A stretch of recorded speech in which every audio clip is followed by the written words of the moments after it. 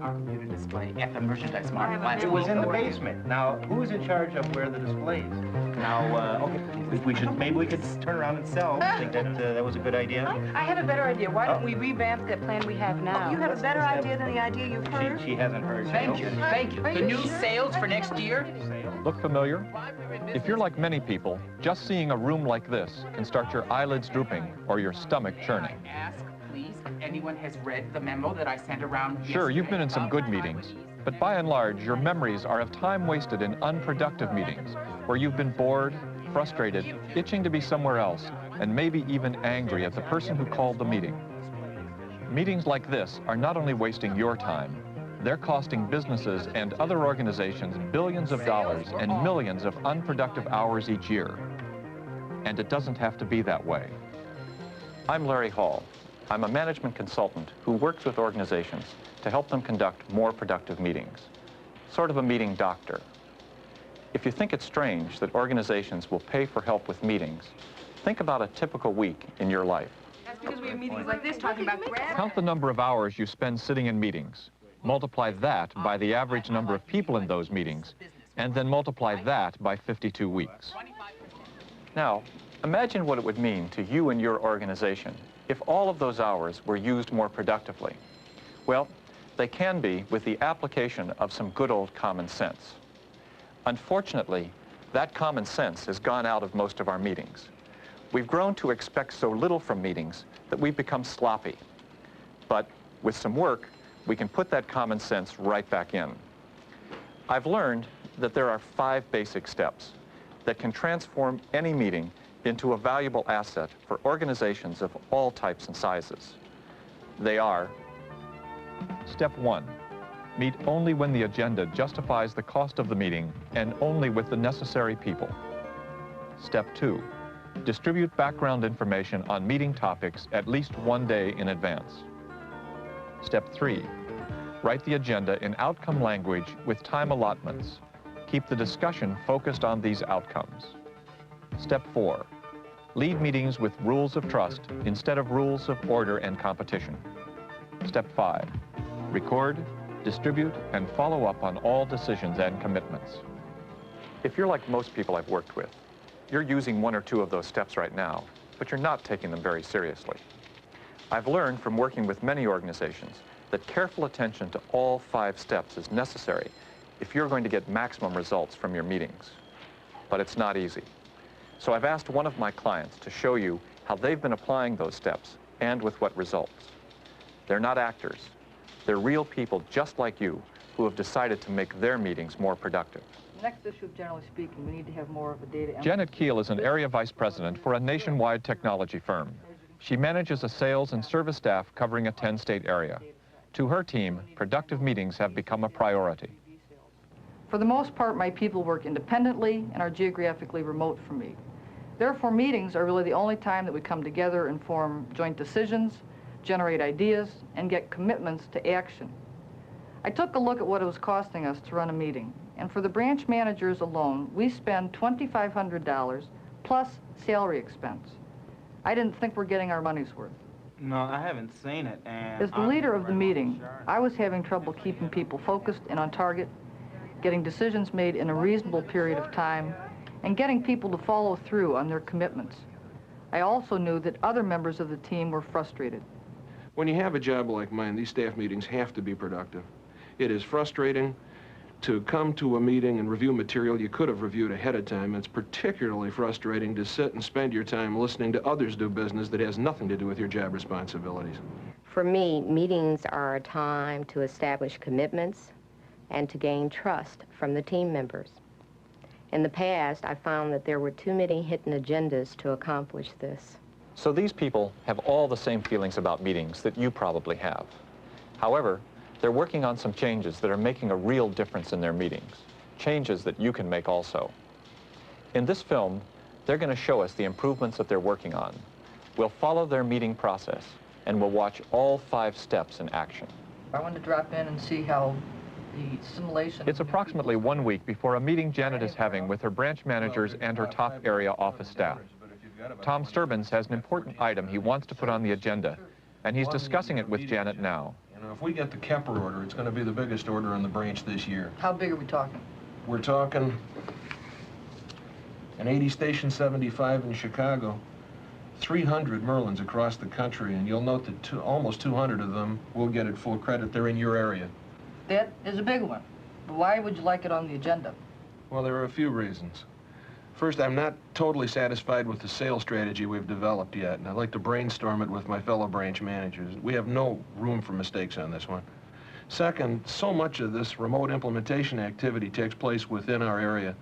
I'd like their manpower commitments to be made very clearly and face-to-face. I'd like to have you there when that happens. Okay, let's put it on the agenda because I think this is something the other branch managers will be facing sooner or later. But before we get to the meeting, make sure you send out background material on this sale. Sure. Anything else? Yeah, let's also include a memo that will tell them what you want from them so the meeting becomes more productive. Excellent. I'll have it to them a couple days before the meeting then. Janet Great screens idea. all proposed agenda items before the meeting, subjecting them to two hard questions. First, does the resolution of this issue involve team, face-to-face decision-making, problem-solving, or brainstorming? Second, who needs to be there to discuss that agenda item? The regularly scheduled weekly meeting with everyone in attendance is a big time and money waster. That's step one. Meet only when the agenda justifies the cost, and then only with the people who need to be there. Another big time waster is using meetings to educate people about the topics for discussion.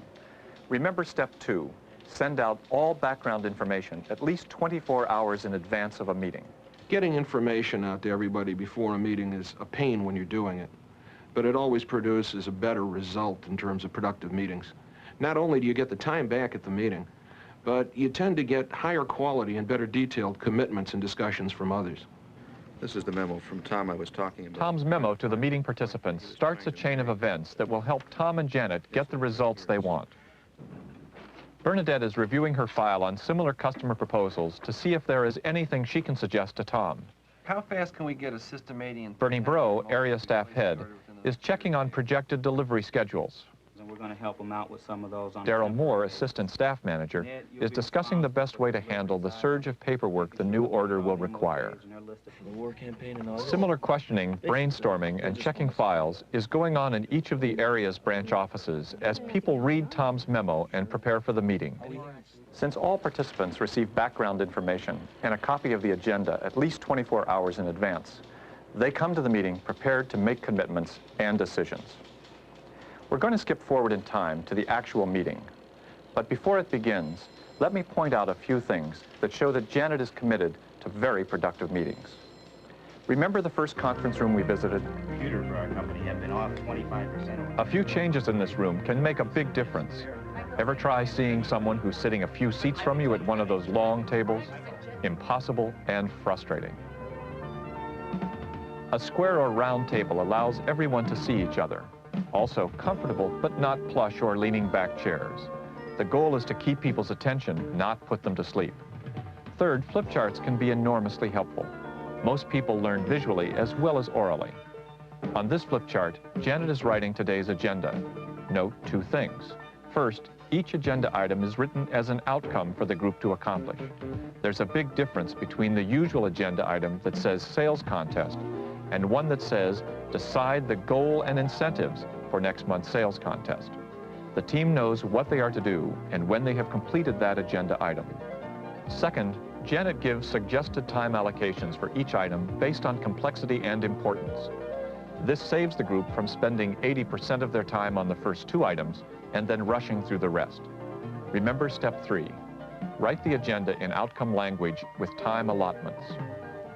I'll have to put an eyeball on that, make sure you've got the best recommendations. Also, notice that Janet makes sure she's in the room early so she can say something to each person. This way she can find out if anyone has an important issue on their minds which could interfere with the meeting. Now, let's watch Janet and the group work to achieve their goals. You've all seen the agenda for today's meeting. Are the results that we're going for clear and agreeable? Yeah, look at right. it. Okay. It's okay. Okay, how about the time allocations? I think we're going to need more time to talk about the sales contest. We're really trying to come up with some different idea, and I just don't think it's going to be enough time. Okay. Anybody see a place where we could cut some time out? Janet, I think we can cut some time from the accounts receivable piece. How much? Oh, probably about 15 minutes. Okay. Great. Well, if that's all the changes, I've asked Susan to keep us on time today. Thank you. And you all know that if you have a hot item, we can add that to the walk-in piece at the end of the agenda where we've got the 15 minutes. Okay? Sure. Yeah. First item is accounts receivable. Daryl, could you give us an update? Sure, we had a great third quarter. The participants have just made a contract about how the meeting will proceed. There will be some flexibility, but now Janet can softly guide the meeting, referring back to their agreements if things go astray. Really make a big difference. That reminds me, as long as we're talking about accounts receivable, we have to discuss whether or not we're going to charge interest on overdue accounts or not. That's true, but as we've talked in the past, we're going to need some figures to make that decision. We'll make it a walk-in item and decide today what information we're going to need to make that decision. By the way, Tom, could you get your people working on... Janet leads the meeting as a facilitator, not a dictator. The topics on the agenda are ones she wants team input on, and her role is to encourage full participation, guide the discussion so it stays on track, and offer a larger company perspective where appropriate. Step 4, using rules of trust, involves making a conscious decision to use meetings to build team trust and commitment. I'm sure we've all experienced the opposite. Meetings that are more like boxing matches, where everyone is trying to prove their superiority over everyone else. Remember when you tried to introduce a new idea in a meeting like that? It won't work. I have a better idea. We've tried that before. If you want your meetings to be different, to be times when people can build on each other's ideas and introduce something wild without becoming a target, then there are a few simple rules of trust. When someone introduces a new idea, insist that people build on that idea rather than trying to kill it. For example, some may ask questions that attempt to put greater precision into that idea. Can you be more specific on that? Tell me exactly what steps you would take. Others may spin off ideas with phrases like, That idea makes me think about... If we tried that, I'd also like to... Well, I think the next logical step would be to, The difference this can make, not only in the spirit of the meeting, but in the way in which people treat each other's ideas outside of the meeting, can be enormous. Now, let's go back and see these rules of trust in action. Tom, how do these ideas look to you so far? Those look fine, but I'd really like to take it further yet. This is a very big decision for Kepler to make, and if we can't break through here and do something unorthodox, something creative, I really don't think they're going to decide to go with the whole network. What if we reversed all the usual ways we close a sale? What if we flipped everything on that chart 180 degrees? You mean instead of a face-to-face meeting with the president of Kepler like we discussed, contact him on the phone? Sure. At least we'd be using our own technology to close the sale. You know, Larry, that's a good point. That way the customer could see how much better our technology is than what he already has in his place right now. Exactly. You see how effective this way of communicating can be.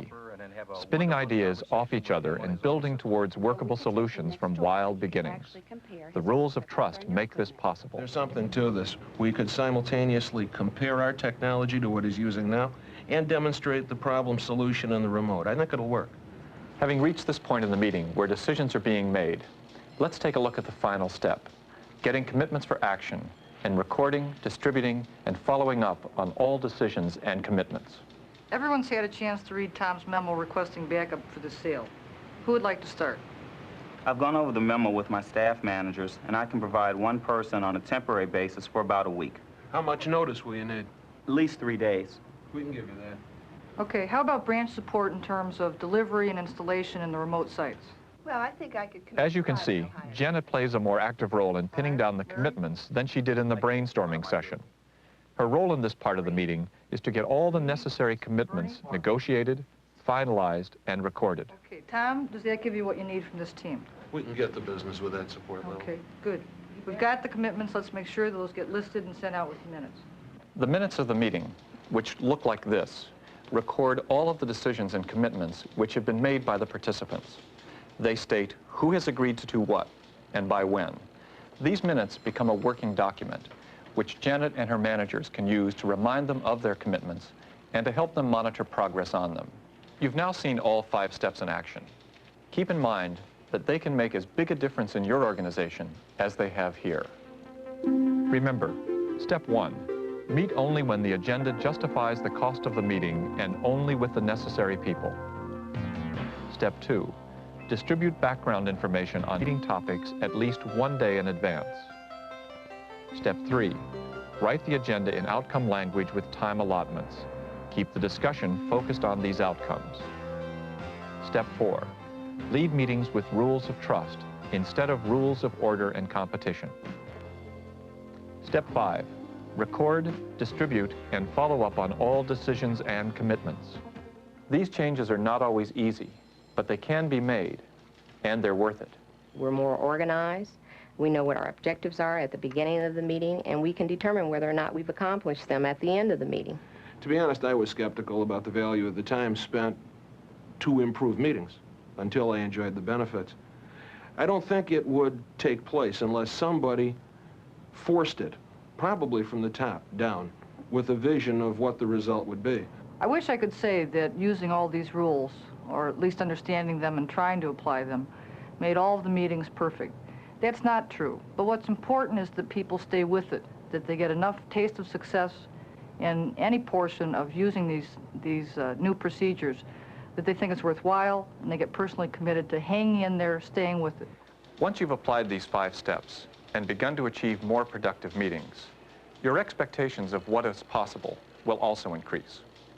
For example, if your team begins to get into ruts in their thinking, small changes can make a very big difference.